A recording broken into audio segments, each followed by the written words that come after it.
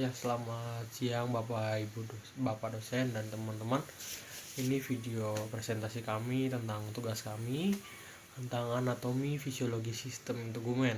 Di sini saya dan teman-teman kelompok saya akan sharing tentang apa itu anatomi fisiologi dan bagaimana integumen itu, apa itu integumen, bagaimana itu integumen tersusun. Itu akan dijelaskan di video berikut. Silakan menyaksikan. Definisi sistem integumen. Seluruh tubuh manusia bagian terluas terbungkus oleh suatu sistem yang disebut sebagai sistem integumen. Integumen berasal dari bahasa Yunani, yaitu disebut integumentum, yang artinya penutup yang terdiri sebagian besar adalah kulit, rambut, kuku, dan kelenjar.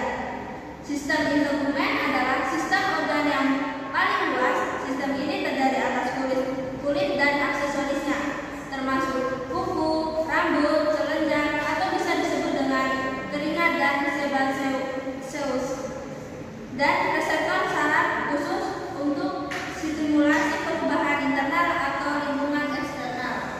Anatomi sistem integumen. Kulit terdiri atas 3 lapisan, yaitu yang pertama lapisan epidermis. Nah, teman-teman, sebelah saya adalah gambar lapisan epidermis. Kemudian yang kedua adalah lapisan dermis atau kulit jamur. Berikut adalah gambar dari lapisan dermis atau kulit jamur.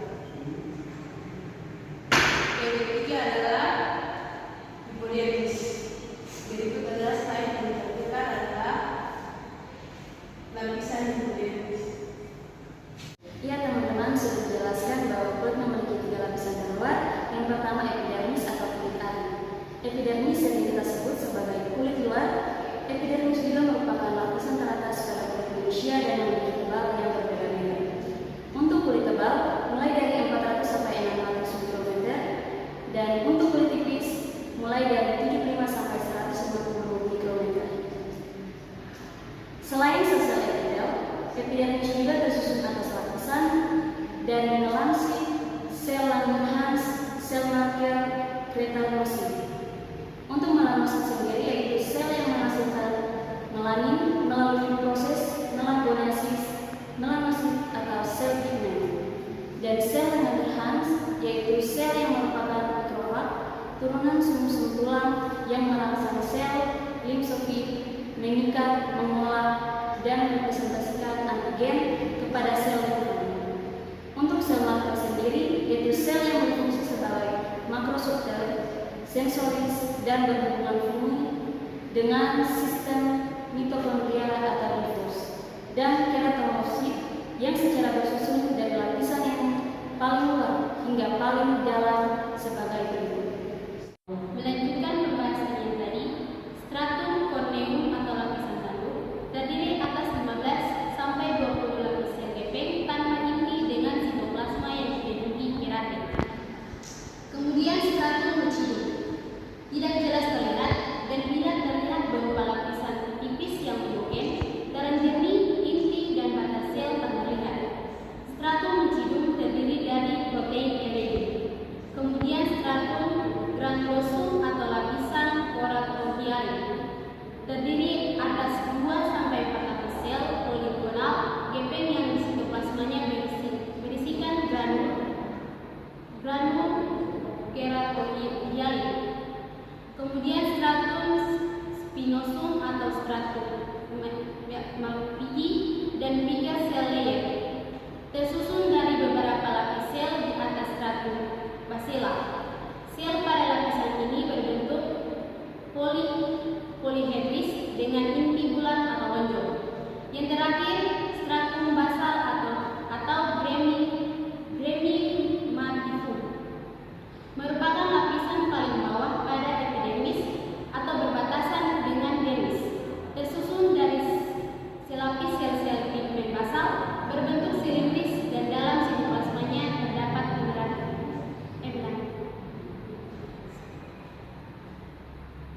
Kemudian gambar struktur epidermis bisa dilihat dari keterangan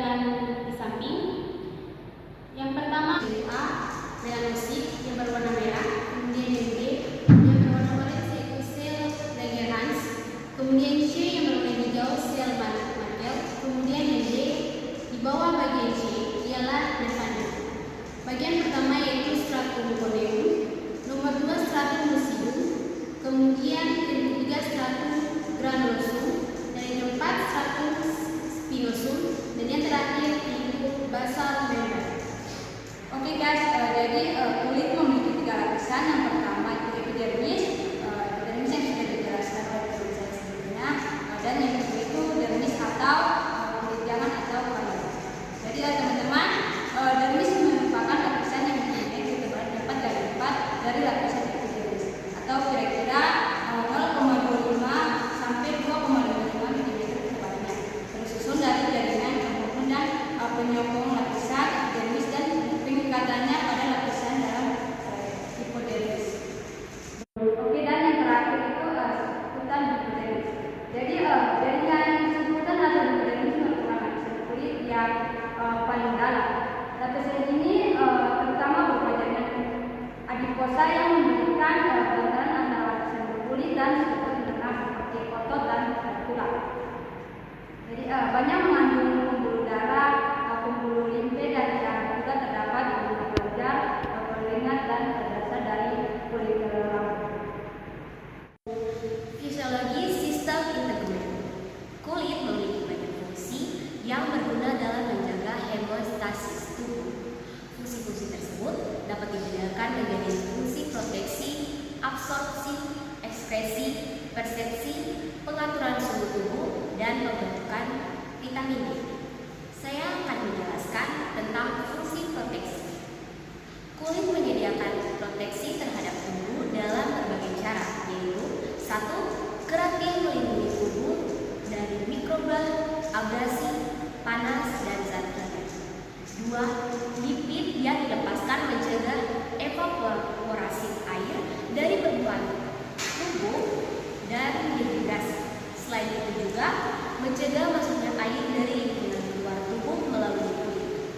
3. Sebum yang berminyak dari kelenjar sebasea mencegah kulit dan rambut dari kekeringan serta mengandung zat baktersid yang berfungsi membunuh bakteri dari permukaan kulit. 4. Pigmen melindungi dari efek dari sinar UV yang berbahaya. Pigmen ini bertugas melindungi materi genetik dari sinar matahari sehingga materi genetik dapat tersimpan dengan baik. 5. Selain itu, ada sel-sel yang berperan sebagai sel imun yang protektif. Fungsi selanjutnya adalah fungsi absorpsi.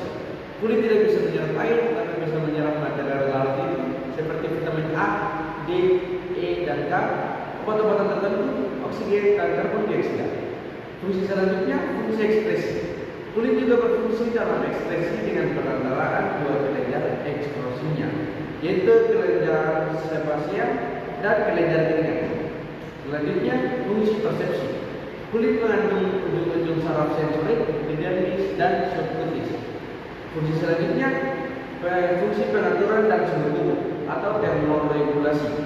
Kulit berkontribusi terhadap pengaturan suhu tubuh melalui dua cara, pengeluaran keringat dan menyesuaikan aliran darah di pembuluh kapilyer. Fungsi terakhir yaitu fungsi pembentukan vitamin D. Sintesis vitamin D dilakukan dengan mengaktifasi peroksida hidroksilolesterol dengan bantuan sinar ultraviolet. Demikian